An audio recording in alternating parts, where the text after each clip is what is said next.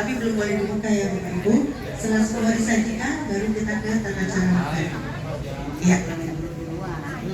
Baik, sambil nunggu bersaji itu di sini bilangnya beragi. Saya akan jelaskan dulu tentang rumah adatnya. Jadi untuk rumah adat kita punya dua tipe, ada tipe kampung sama tipe bangsawan. Yang sekarang ini rumah bangsawannya. Iya, sengaja dibangun tahun 2006, selesainya 2009 untuk menjamu tamu bupati karena bersebelahan sama rumah dinas. 2009 dibuka untuk umum, jadi siapa aja boleh sebagai salah satu destinasi wisata. Nah, rumah kampung dengan rumah bangsawan bedanya itu dari tinggi tiang rumah. Jadi kalau tinggi tiang rumahnya 1 meter lebih, untuk suyok atau anak tangga itu kalau rumah kampung hanya 3. Kalau rumah bangsawan bisa mulai dari 5, 7, 9, 11. Yang jelas suyok atau anak tangga selalu ganjil.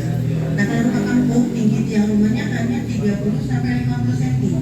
Yang sekarang ini tinggi tiang rumahnya 1 meter lebih. Untuk anak tangga selalu di bawahnya disiapkan kendi atau tempayan. Karena orang dulu jarang pakai alas kaki, jadi sebelum masuk rumah harus cuci kaki, cuci tangan dulu. Nah di depan itu teras atau ruang tamu. Jadi kalau kita terima tamu, hajatan, kenduri, lamaran itu hanya tamu laki-laki yang di depan. Tamu perempuan di dalam ruangan ini jadi terpisah. Karena ini sebagai ruang utama atau ruang keluarga. Bapak, ibu, anak tidurnya sama-sama di dalam ruangan ini. Tidak ada kamar, tidak ada penyekat. Jadi plong begini aja. Tapi walaupun gak ada kamar, orang dulu anaknya banyak. Ya, bingung ya. Ini aja ini lagi Betul Pak. Karena dulu penerangan kurang, tidak seperti sekarang. Jadi hutan masih banyak, orang tua khawatir kalau anak-anak tidur terpisah. Makanya orang dulu, laki-laki sebelum menikah syaratnya sudah harus punya rumah. Karena hutan masih banyak, masih bisa bikin rumah dulu. Nah untuk anak perempuan, itu yang masih merawat orang tua tuh anak bungsu perempuan. Dia yang masih merawat orang tua. Nah ini dibikin pada saat prosesi pernikahan. Jadi ini diibaratkan rumah pengantin perempuan. Seperti ini laminatannya. Nah untuk gerbang pelaminan namanya kuade. Ada ukiran 7 ketuk yang berarti sama flamingo. Untuk 7 rebung artinya kehidupan, flamingo kebersamaan berarti kesetiaan. Dan kamar pengantin mereka tutup sama tirai warna-warni. Ini namanya buah butun, kayu buah pandan laut. Warnanya harus ada kuning, merah, hijau, dan warna cerah.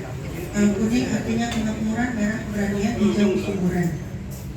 Nah, nanti ada tabir lagi yang untuk menutupin kamar pengantin. Karena pengantin tidurnya di situ, keluarganya di depan sini.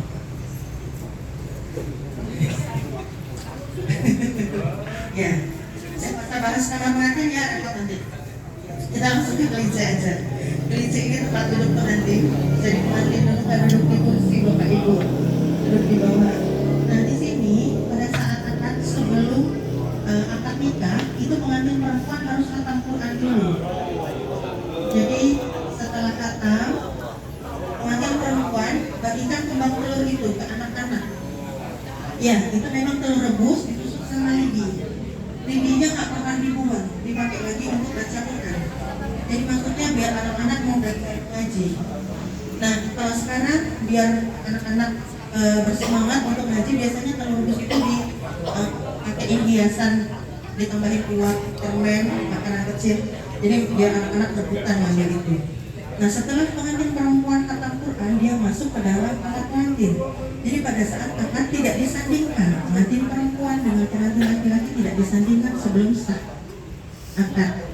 Jadi pada saat akad hanya pengantin laki-laki, wali sama penghulunya aja. Setelah sah akad, baru pengantin laki-laki masuk ke kamar pengantin perempuan. Nama istilahnya bantal wudhu, semuanya di jidat. Nah baru nanti disandingkan duduk di kelinci. Nanti pengantin yang datangin tamu satu-satu untuk salaman, namanya sembah pengantin. Nah, seperti itu untuk prosesi pernikahan. Nah kalau tipa itu isinya ada sirih, pinang, kapur, gambir, tembakau, sama cengkeh.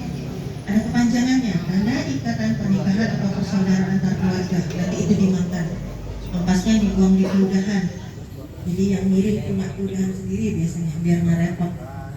Nah untuk hantaran, karena dulu banyak yang ngiri, hantarnya selalu ada kapur, siri sama pindah.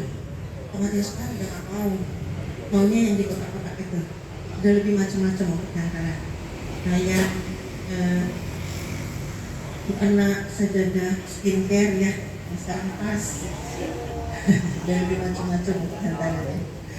Iya, baik yang di tengah kelas, Bapak Ibu penghubung ruang utama sama dapur, yang di belakang dapur bersih atau ruang makan, nanti boleh foto ya, selesai makan, boleh foto di depan sini, di dapur, atau di ruang tengah. Nah untuk dapur kotornya, sebenarnya semua aktivitas itu ada di dapur kotor. Makanya untuk rumah bangsawan di belakang ada rumah juru pelihara atau rumah penjaga. Iya, karena hartanya memang mereka simpan di belakang. Dan untuk rumah penjaga atau rumah juru pelihara boleh yang tinggal suami istri. Jadi suaminya jaga keamanan, istrinya yang bantuin masak. Itu untuk rumah penjaga.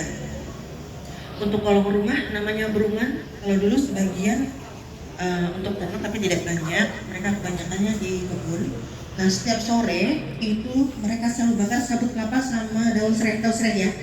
Jadi serainya itu dipotong-potong dulu, nanti dibakar di atas sabut kelapa. Sabut kelapa itu untuk bikin baranya. Nanti asapnya lewat sela-sela kayu ini, jadi untuk musir nyamuk sama rayap biar kayunya tahan. Nah ini untuk kayu, dindingnya dari ulin sama nyatok, lantainya kayunya campur, seruk, medang sama meranti. Untuk atapnya dari siap atau kulit kayu. Ya itu bagian dari rumah adat. Sekarang kita ke tata cara makan. Ini kalau dalam hajatan atau kenduri seperti inilah susunannya. Jadi dulang nasi dengan pakai air minum. Dulang itu nampan. Terus yang warna merah itu tudung saji atau mentudong. Di atasnya itu renda, namanya tudong lambak. Jadi kalau tudong lambak belum ada di atas, makanan belum boleh disajikan ke tamu. Jadi ada lauk yang belum lengkap. Itu tanda dari pegawai ke petugas mengangkat belang. Mereka nggak mesti tanya lagi, ini makanan sudah siap atau belum. Ya, sekarang kita ke tata cara makan. Di sini ada yang satu keluarga ya. Kalau yang satu keluarga itu yang melayani bapak. Yang satu keluarga ya, bapak yang ngambil nasi sama lauk untuk anak. Ibu juga dilayani bapak. Iya, kenapa bapak? Karena bapak yang cari nafkah. Bapak sudah tahu seberapa banyak makan anak. Sebelum kebiasaannya dulu sebelum makan diajakin ngobrol. Anak-anaknya hari ini kegiatannya apa gitu. Ya, sekarang kita jarang ya. Ada anak di mana kita makan di mana. Nah, di sini Bapak, Ibu juga dilayani. Sebenarnya kalau aslinya itu Ibu nambahin lauk kalau memang kurang. Nah, di sini Ibu juga dilayani sama Bapak. Ya, yang satu keluarga. Untuk yang silaturahmi, kalau hanya berteman, di antara tulang ini pasti ada yang muda, ada yang tua atau yang dituakan. Yang muda, yang tua punya tugas masing-masing. Maaf, di antara satu dulang yang paling muda, silakan tunjuk tangan. Yang paling muda, tukeran KTP boleh.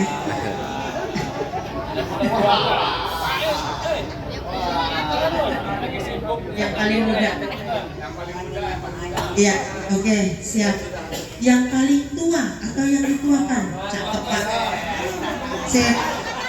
Ini belum bagian tugas nih. Gila tugas balik dah, yang tua jadi muda. Ya. Siap. Yang muda yang tuanya sudah. Baik, sekarang tugas yang muda duluan. Ya, tugas yang muda. Selesai makan, cuci piring. Baru. Bercanda. Tukeran mudanya. Biar saya aja. Ya, baik. Tugas yang muda itu melayani ketiga teman makannya. Maksudnya yang paling muda di situ ada piringnya, ambil piringnya, dilap sama dilap dikasih sama yang paling tua. Piringnya aja, yang lain belum. Sudah boleh? Buat yang keluarga juga sudah boleh? Silakan. Ya,